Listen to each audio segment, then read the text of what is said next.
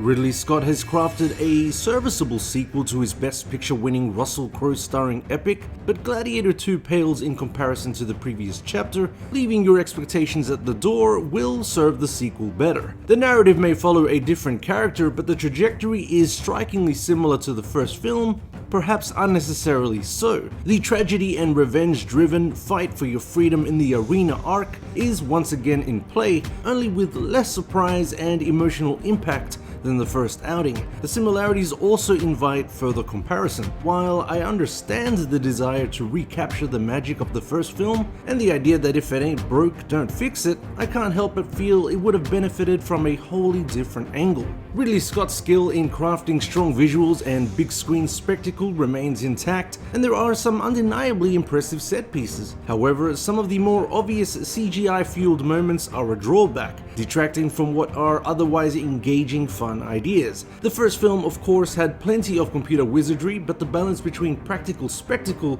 and digital mayhem felt more natural. There's certainly more of a drive to lean into the sillier, still fun, action here, so perhaps I should be a little more forgiving of questionable apes and sharks. The narrative itself, while engaging enough, lacks a strong emotional through line to drive our hero's journey. It's all there on paper, but Paul Mescal's Lucius isn't a captivating enough character to pull us in the way that Russell Crowe's Maximus did. Mescal is undeniably talented, but Lucius is not bland exactly, but too broadly drawn for this viewer to fully connect with his plight. Thankfully, the supporting characters are more compelling. Denzel Washington steals the show as the conniving Macrinus, and Pedro Pascal brings his usual magnetism to the role of Marcus Acacius, although I thought he was severely underused. While the overall pacing is solid and there's a satisfying escalation towards the dramatic conclusion, I found the final beats to be underwhelming. Without giving anything away, the sudden character build-ups and drops, the awkward geographical layout of the brutal confrontations,